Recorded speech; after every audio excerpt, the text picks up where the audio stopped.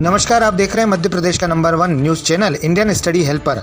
आइए देख लेते हैं आज सुबह की सिलेक्टेड और काम की महत्वपूर्ण खबरें फटाफट अंदाज में। उससे पहले यदि आप चैनल पर नए हैं तो चैनल को सब्सक्राइब, साथ ही वीडियो को लाइक व शेयर अवश्य करें और कमेंट बॉक्स में अपने जिले का नाम अवश्य लिखें। दिग्विजय सिंह ने रेल मंत्री अश्विनी वैष्णव से मांगा इस्तीफा, केंद्र सरकार पर लगाए ये आरोप। मध्य प्रदेश के पूर्व मुख्यमंत्री एवं कांग्रेस के राज्यसभा सदस्य दिग्विजय सिंह ने ओडिशा के बालासोर में हुए ट्रेन हादसे पर दुख जताते हुए मृतकों को श्रद्धांजलि दी और घायलों के शीघ्र स्वस्थ होने की कामना की। कांग्रेस नेता ने हादसे को लेकर केंद्र सरकार पर गंभीर आरोप लगाए और रेल मंत्री से इस्तीफा देने की मांग की। छतरपुर जिले के चंदला में पत्रकारों से बात करते हुए पूर्व मुख्यमंत्री दिग्विजय सिंह ने कहा कि रेल मंत्री कहते हैं कि हमारा पूरा सिस्टम फुल प्रूफ है, उसके बावजूद भी ऐसे हादसे हो रहे हैं। दिग्विजय सिंह ने कहा कि भारत का इतिहास रहा है कि हमारे यहाँ पहले भी रेल मंत्री ने हादसे पर इस्तीफा दिया है, तो यदि रेल मंत्री में थोड़ी सी भी शर्म है तो उन्हें इस्तीफा देना चाहिए। 9.25 लाख विद्यार्थी देंगे CUT PG, 5 जून से शुरू होगी परीक्षा। Common university entrance test PG की परीक्षा सोमवार से होगी। नेशनल टेस्टिंग एजेंसी ने वेबसाइट पर शेड्यूल जारी कर दिया है। करीब 8,76,000 छात्र छात्राएं परीक्षा में सम्मिलित होंगे जो अपने पसंदीदा कोर्स में प्रवेश लेंगे। 5 से 8 जून के बीच 2 सत्र में परीक्षा करवाई जाएगी। इसके माध्यम से 195 विभिन्न शैक्षणिक संस्थानों में विद्यार्थियों को प्रवेश मिलेगा। स्नातक प्रथम वर्ष के पेपर लीक मामले में होगी FIR, विश्वविद्यालय ने दिया आवेदन। देवी अहिल्या विश्वविद्यालय की परीक्षा से जुड़ी गोपनीयता पर सवाल खड़े होने लगे हैं। स्नातक प्रथम वर्ष की परीक्षा में पेपर लीक मामले की जांच पूरी हो गई है। समिति ने रिपोर्ट कुलपति डॉक्टर रेणु जैन को सौंप दी है। इसमें पेपर आउट होने की पुष्टि की गई। अब समिति की सिफारिश पर विश्वविद्यालय प्रशासन BCom प्रथम वर्ष के 2 विषयों की परीक्षा दोबारा करवाएगा। साथ ही पेपर लीक मामले में विश्वविद्यालय ने पुलिस व साइबर सेल में FIR दर्ज करने को लेकर आवेदन दे दिया है। तुअर और उड़द दाल पर लगी स्टॉक सीमा, महंगाई रोकने में जुटी सरकार। दालों के बढ़ते दाम और खाद्यान्न की महंगाई रोकने के लिए केंद्र सरकार ने स्टॉक सीमा का बंधन लागू कर दिया है। तुअर और उड़द 2 किस्म की दाल और दलहन को स्टॉक सीमा के दायरे में रखा गया है। देश भर में सभी व्यापारी इन दोनों दाल और दलहन की तय मात्रा से अधिक का स्टॉक अपने पास नहीं रख सकेंगे। रिटेलर्स, थोक कारोबारी और सुपरमार्केट चेन से लेकर मिलों के लिए स्टॉक की अधिकतम सीमा तय कर दी गई है। 13 करोड़ किसानों को मिली खुशखबरी, इस तारीख को आएगी 14वीं किस्त।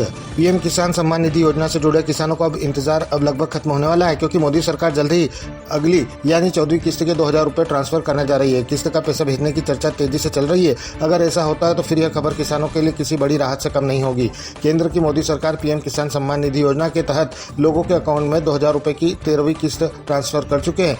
लघु सीमांत किसानों को अब अगली किस्त यानी 14वीं किस्त का बड़ी बेसब्री से इंतजार है, जो 15 जून तक खत्म होने जा रहा है। सरकार ने आधिकारिक तौर पर ऐसा कोई आदेश जारी नहीं किया है, लेकिन मीडिया की रिपोर्ट्स में यह बात कही जा रही है। भोपाल में बनेगा प्रदेश का पहला अत्याधुनिक कार्डियोलॉजी सेंटर, सभी जिला अस्पतालों में बनेगी कार्डियक यूनिट। भोपाल के JP अस्पताल में state of art cardiology centre बनाया जाएगा। इसका संचालन PPP से कराने की तैयारी है। इसके अलावा सभी जिला अस्पतालों में कार्डियक यूनिट बनाई जाएगी। यहाँ ECG, इको और TMT की सुविधा मिलेगी। स्वास्थ्य विभाग के अपर मुख्य सचिव मोहम्मद सुलेमान की अध्यक्षता में पिछले दिनों हुई अधिकारियों की बैठक में यह निर्णय लिया गया। नर्मदा में तैर रहे पत्थरों ने बढ़ाई लोगों की उत्सुकता, दिन भर देखने लगा रहा तांता।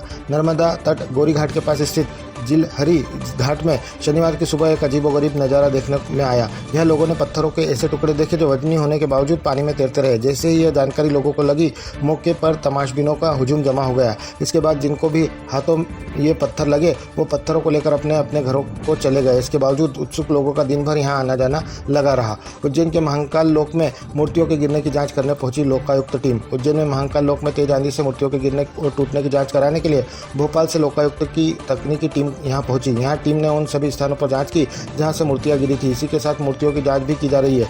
28 मई को तेज आंधी चलने से महालोक में सप्त ऋषियों की मूर्तियां गिरकर टूट गई थी। इस दौरान वहां मौजूद श्रद्धालु भी बाल बाल बच गए थे। उज्जैन में महाकाल लोक में मूर्तियों के आंधी से गिरने की घटना को कांग्रेस ने प्रदेश सरकार का घोटाला बताया था। ग्वालियर चंबल में अजा वर्ग के हाथ सत्ता की चाबी, दलों का इन पर फोकस। विधानसभा चुनाव के लिए ग्वालियर चंबल संभाग में भाजपा और कांग्रेस दोनों दलों का फोकस अनुसूचित जाति वर्ग पर है।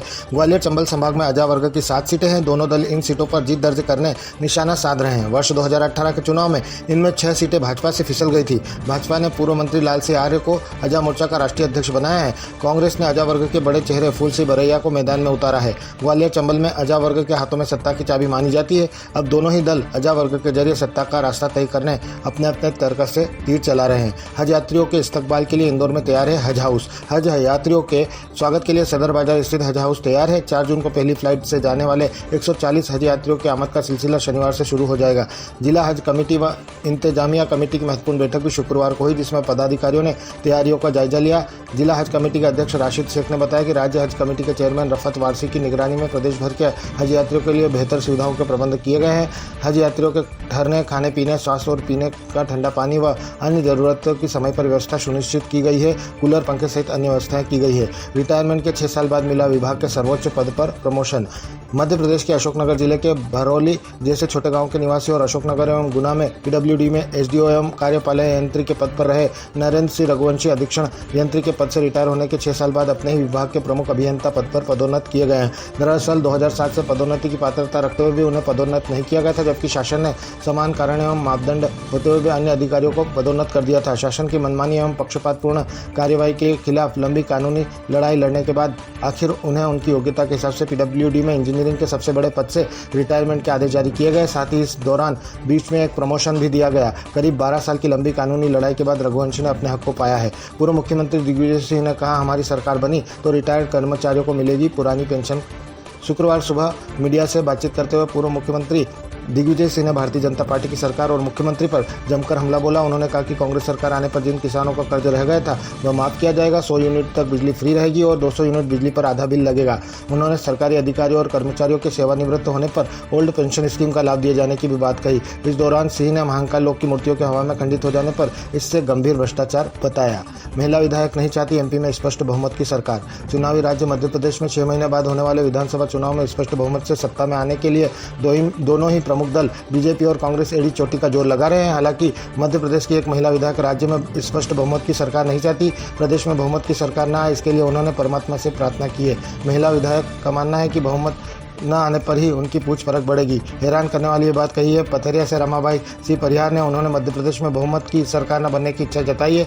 वह चाहती कि 2023 के विधानसभा चुनाव में किसी पार्टी को बहुमत न मिले। उसका मानना है कि सरकार बनने में अगर पार्टी के पास बहुमत होता है तो उन जैसे विधायकों की पूछ परख नहीं होती है। हर लोकसभा क्षेत्र में होगी इंटरनेट मीडिया पर प्रभार रखने वालों की मीट। भाजपा का इंटरनेट मीडिया विभाग प्रत्येक लोकसभा सीट पर इंटरनेट मीडिया पर प्रभार रखने वालों की मीट आयोजित करेगा। संगठन द्वारा तय किए गए लोकसभा एवं विधानसभा स्तरीय अभियान विकास तीर्थ, वरिष्ठ कार्यकर्ताओं से परिचर्चा, संयुक्त मोर्चा सम्मेलन, लाभार्थी सम्मेलन, योग दिवस, प्रधानमंत्री के साथ वीसी, घर घर संपर्क, जनसभा, प्रेस वार्ता, प्रबुद्ध सम्मेलन, व्यापारी सम्मेलन जैसे सभी प्रमुख अभियानों में पूरे प्रदेश के इंटरनेट मीडिया के कार्यकर्ता सक्रियता के साथ अपनी सहभागिता करेंगे। मध्य प्रदेश में कांग्रेस की तरफ से सुंदरकांड का पाठ करेंगे कथावाचक। कांग्रेस के सॉफ्ट हिंदुत्व की चर्चा सबसे पहले मध्य प्रदेश से ही शुरू हुई थी।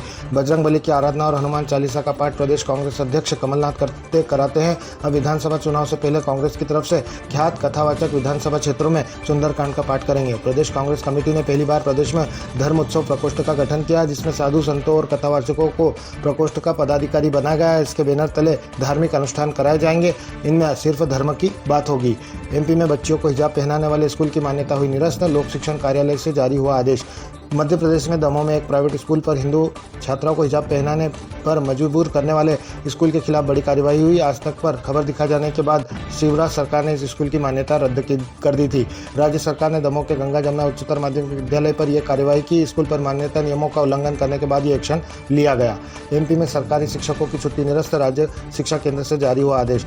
राज्य शिक्षा केंद्र से मध्य प्रदेश के समस्त जिला शिक्षा अधिकारी, जिला परियोजना समन्वयक को एक आदेश जारी करते हुए शासकीय शिक्षकों की छुट्टी निरस्त करते हुए संबंधित शाला में आमद देने के निर्देश दिए हैं।